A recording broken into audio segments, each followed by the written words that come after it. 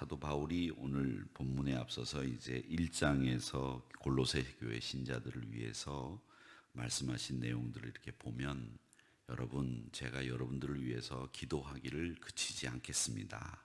또 여러분들 때문에 받는 괴로움이 있다고 하더라도 그것은 여러분들 때문에 받는 것이라면 저는 기뻐하겠습니다. 그렇게 이야기를 합니다. 또 2장에 와서도 보면 이 바울 사도는 골로새 교인들을 향한 관심과 또 사랑을 그대로 표현하고 있습니다. 1절의 말씀에 보니까 너희와 라오디게아에 있는 자들과 무릇 내 육신의 얼굴을 보지 못한 자들을 위하여 얼마나 힘쓰는지를 너희가 알기를 원한다. 이렇게 이야기를 하고 있는데, 이 힘쓰는 것은 사도 바울이 힘쓴다라고 하는 말은 항상 기도한다라는 뜻입니다. 내가 기도에 힘쓰고 있다. 너희들을 위해서 중보에 힘쓰고 있다. 이런 뜻입니다. 그런데 이 바울 사도가 오늘 보면 너희와 라오디게아에 있는 자들과 이렇게 되고 있어요. 그러니까 바울 사도가 골로새 교인들과 라오디게아 교인을 똑같이 너희들을 위해서 기도에 힘쓰고 있다라고 했는데, 왜 여기서 라오디게아 교회가 등장을 하는지 그 이유를 아셔야 됩니다.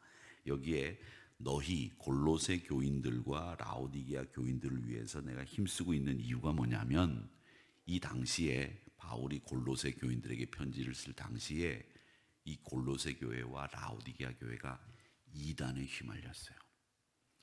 그래서 이 이단에 휘말려 있는 이 라오디게아 교회와 골로새 교인들을 향해서 여러분들이 좀 더 하나님 앞에 열심을 내서 하나님의 뜻을 이루십시오. 저도 하나님께 여러분을 위해서 힘써서 기도하겠습니다. 그렇게 이야기를 하고 있습니다. 그래서 골로새 교회와 이 라오디게아 교회를 이단이 계속 지금 다가와서 영향을 미치고 넘어뜨리려고 했다라고 하는 겁니다. 그래서 이 편지는 골로새 교인들뿐만 아니라 라오디게아 교인들에게까지 읽혀지기를 원했습니다. 4장 16절을 한번 넘겨보시기 바랍니다. 4장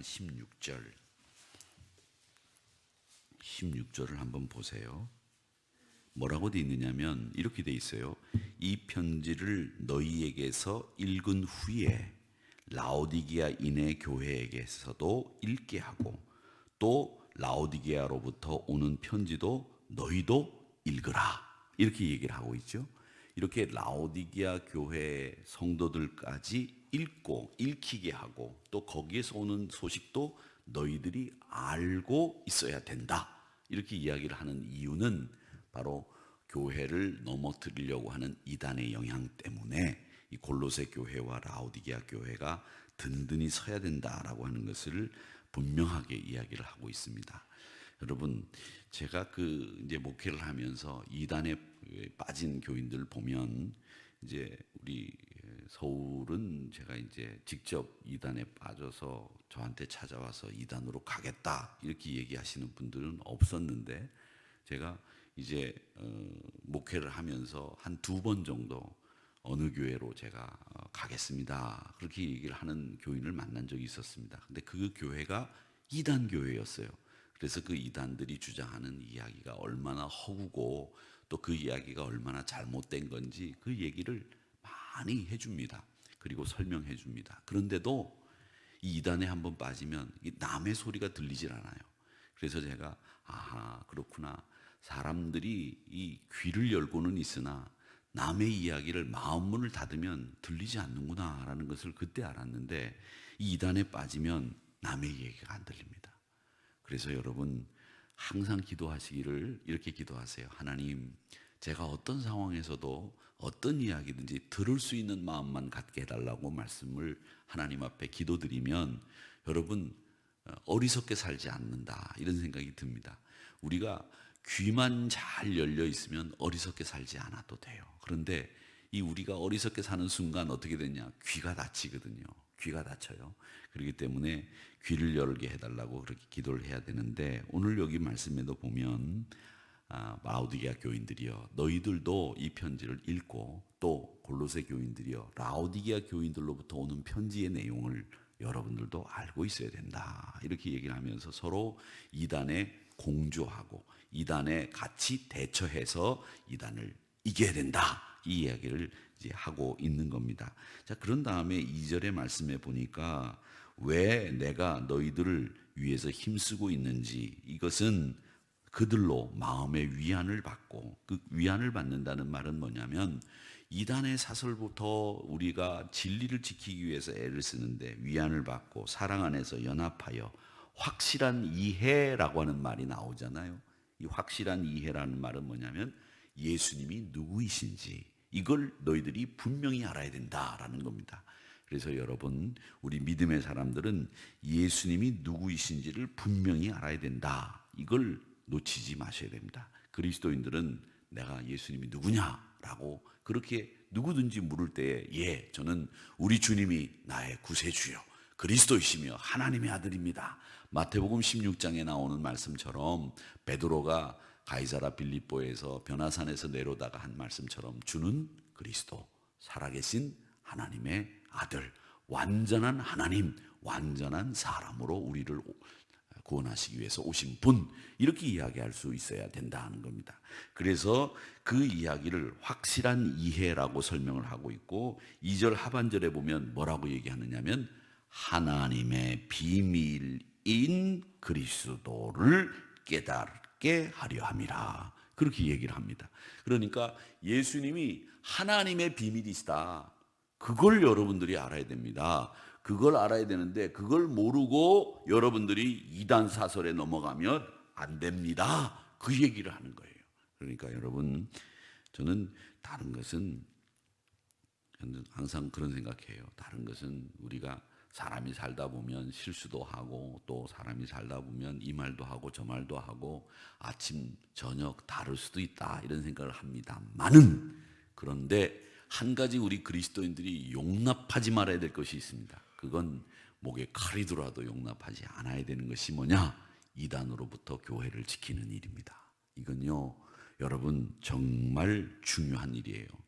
우리 교회는 이단 사설에 휘말리는 일들이 없기를 주님의 이름으로 축원합니다. 여러분, 그리스도 안에서 사는 것이 얼마나 복된지를 모르고 이단에 빠지면 그런 얘기들 합니다. 목사님, 제가 지금까지 듣도 보도 못한 소리를 그 교회 가니까 합디다. 이런 사람은 다 이단에 빠진 거예요. 듣도 보도 못한 소리겠죠. 왜? 이단 사설이니까 목사들이 그런 얘기를 안 하니까. 여러분, 듣도 보도 못한 이야기를 하는 순간에 이단에 빠지는 거예요. 새로운 게 없는 거예요.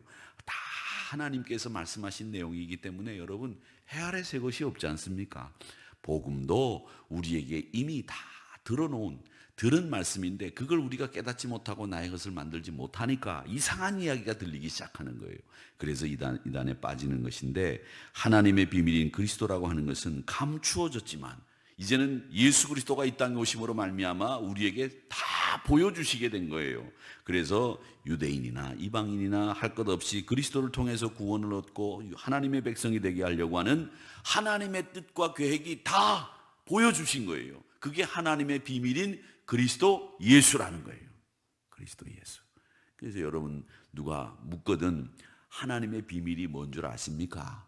복음의 비밀이 뭡니까? 이렇게 물어보면 복음의 비밀이 뭐예요? 하나님의 비밀이 뭐예요? 그동안 감추어져 있던 것들이 다 드러난 게 비밀 아닙니까? 그 비밀이 뭐냐면 하나님이 우리를 구원하시려고 가지고 계셨던 구원의 계획과 구원의 모든 섭리 역사가 그리스도 예수를 통해서 드러난 것, 그게 하나님의 비밀이라는 거예요. 그래서 오늘 여기 말씀에도 보면 하나님의 비밀이 있다, 그렇게 얘기를 하시면서 그 하나님의 비밀인 그리스도를 깨달아 알게 하려 합니다, 그렇게 얘기를 하면서 3절에 보면 그 비밀 안에는 뭐가 들어있는지를 이야기합니다. 지혜와 지식의 모든 보화가 감추어져 있다, 이렇게 이야기를 하시면서 그리스도가 하나님의 비밀이시면서 그 그리스도 안에 지혜와 모든 지식의 보화가 감추어져 있었다, 이렇게 이야기를 하고 있습니다. 그러니까 인간의 몸으로 오신 그리스도 예수, 그분으로 우리에게 이 지혜와 모든 지식의 보화를 우리에게 말씀하시고 있다라고 하는 겁니다. 그래서 내가 이것을 왜 말하느냐, 4절에 보니까 이렇게 얘기합니다. 내가 이것을 말하는 이유가 있다. 그 이유는 아무도 교묘한 말로 너희를 속이지 못하게 하려 함이다, 이렇게 얘기를 하면서 교묘한 말로 속인다 하는 거죠. 여러분, 마귀가 특징이 있다고 말씀드렸죠. 마귀가 무슨 특징이 있다고 그러냐? 참남한 그런 마귀의 특징은 말이죠, 교묘해요, 집요해요, 그리고 강력합니다. 이게 마귀가 가지고 있는 특징 중에 하나라고 제가 말씀을 드렸죠. 교묘하다, 강력하다, 그리고 집요하다. 이게 마귀의 특징이란 말이에요. 그러니까 여러분 기억하세요. 항상 이단들을 마귀는 교묘합니다. 이단이 무슨 말인지 아시죠? 이단, 달을 이자 끝단자예요. 앞에는 똑같아요. 그래서 똑같아서 들어보면 그 말이 맞는 것 같아. 그게 교묘한 거죠. 그게 달을 이해해요. 끝단이에요. 똑같아서 처음에 들으면 맞아. 그러다가 끝에 가서 살짝 삼천포로 빠져 있단 말이야. 그게 이단이에요. 그래서 속는 거예요. 마귀들은 항상 교묘하다, 집요하다, 강력하다. 그러니까 내 힘으로 이기지 말고 예수님의 힘으로 이긴다, 이런 생각을 가지시고 이기시기를 주의 이름으로 축원합니다. 그래서 오늘 여기 보니까 이 마귀들이, 이단들이 라오디게아 교회와 골로새 교회를 향해서 이렇게 공격을 할 때 바울 사도의 관심은 어디에 있는지, 그 목적이 뭔지를 얘기합니다. 6절 7절의 말씀에 보면 그렇게 얘기를 하잖아요. 뭐라고 얘기를 하느냐 하면 제일 먼저 너희는 예수 그리스도 안에서 행하라 라고 하는 것이 첫 번째입니다. 6절 말씀 보세요. 너희가 그리스도 예수를 주로 받았으니 그 안에서 행하되. 오늘 이 아침 시간에 기억하시기를 바랍니다. 우리의 행동의 기준은, 범위는 어디냐? 그 안에서입니다. 그 안에서, 예수 그리스도 안에서 행하셔야 되는 거예요. 그게 골로새 교회와 라오디게아 교회에 보내는 편지에서 주는 교훈 첫 번째, 그리스도 예수 안에서 행해야 됩니다. 왜? 너희들이 그리스도 예수를 주로 받았기 때문에 그리스도 예수 안에서 행해야 된다는 거예요. 예수님을 그저 알려주기만 하지 마시고 이제는 예수님이 우리의 구세주이시기 때문에 그 구세주이신 그리스도 예수 안에서 행하셔야 된다는 겁니다. 사랑하는 성도 여러분, 주님을 떠나 살아서도 안 되고 주님의 뜻과 상관없이 나의 마음대로 살아서 안 되고 주님의 뜻이 내 뜻이 되고 내 뜻이 주님의 뜻이 되는, 그래서 이 주님의 뜻과 내 뜻이 똑같아지는 이런 역사가 있게 되기를 주의 이름으로 축원합니다. 그 다음에 두 번째 뭐라고 얘기하느냐? 여러분, 내가 이 이야기를 하는 이유가 뭔지 아십니까? 여러분 분명히 아셔야 됩니다. 7절 중반절에 보면 믿음에 굳게 서서, 믿음에 굳게 서서 그렇게 얘기를 하고 있습니다. 여러분 믿음에 굳게 서시기를 주의 이름으로 축원합니다. 이게 밑에, 이 다리 밑에 있는 게 이게 튼튼해야지 돼요. 근데 이게 지금 바닥에 있는 게 며칠 전에는 제가 이렇게 쓰면 삐걱삐걱 소리가 나더라고요. 근데 이게 밑에서 삐걱삐걱 제가 이렇게 움직일 때마다 소리가 나니까 아주 신경이 쓰이는데 고쳐가지고 이제 소리가 지금 안 나요. 이게 얼마나 신경이 쓰이는지 몰라요. 여러분 이 다리가 이 후들후들거리고 이 밑이 시원찮으면 신경이 많이 쓰이는 거예요. 신앙생활도 마찬가지예요. 우리 사람의 몸에 있어서 제일 중요한 게 뭐라고 그래요?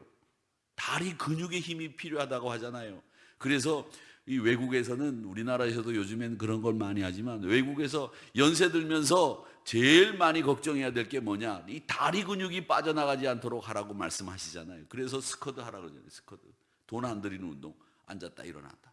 이 스쿼트를 해서 이 다리 근육이, 나이 들면 어디가 제일 가늘어지던가요? 다리가 가늘어져. 어디가 제일 나오던가요? 배가 나와. 이게 나이 드는 모습이에요. 그게 뭐냐 하면 우리 육신이 쇠잔해져 간다는 거예요. 여러분 이 믿음도 쇠잔해져 가는데 이 믿음의 반석 같은 이 든든히 서 있어야 되는데 이 자꾸 흔들리는 거예요. 그렇기 때문에 여러분 믿음에 굳게 서시기를 축원합니다. 이게 새로워져 가고 힘을 얻고 있다는 이야기란 말입니다. 그래서 믿음에 굳게 서라 이렇게 이야기를 하고 있죠.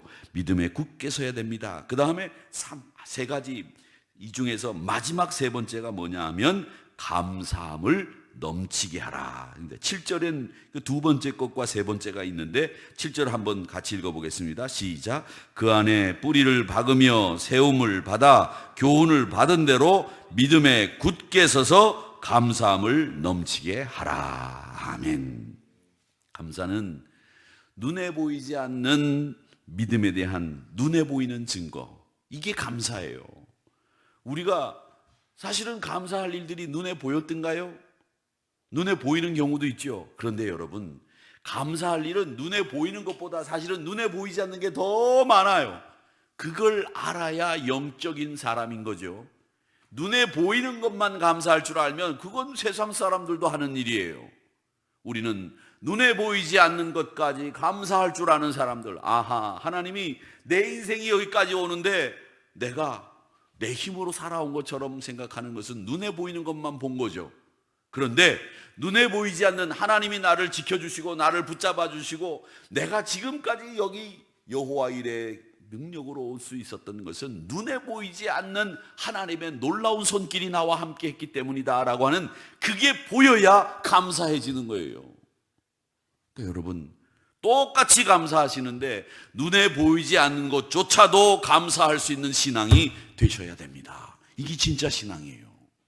눈에 보이는 것만 감사하지 마시고 눈에 보이지 않는 것에 대해서도 감사할 줄 아는 그 신앙이 이단으로부터 지키셔낼 수 있는 신앙이다. 그래서 사도 바울이 이 이야기를 하는 이유를 분명하게 이야기를 합니다. 너희들 분명하게 아셔야 됩니다. 감사함이 넘치게 하셔야 됩니다. 믿음에 굳게 서셔야 됩니다. 여러분들이 예수 그리스도 안에서 흔들리지 마셔야 됩니다. 그렇게 이야기를 하시면서 그렇게 사시고 주 안에서 행해야 된다. 그래서 이 세 가지를 이야기하는 이유를 설명하고 있는 거예요. 이단에 빠지지 마세요. 여러분, 하나님의 비밀인 그리스도 예수를 여러분의 구세주로 삼으세요. 그 비밀이 우리에게는 지혜와 모든 지식의 보화입니다. 그렇게 살기 위해서는 어떻게 해야 됩니까? 그 이유는 바로 주 안에서 행하시고 믿음에 굳게 서시고 감사함이 넘치게 하세요. 이게 바로 오늘 말씀의 내용이에요. 사랑하는 성도 여러분, 하나님의 비밀인 그리스도 예수가 여러분의 구세주이신 것을 믿으시기를 축원합니다. 그분이 여러분에게 지혜 주세요.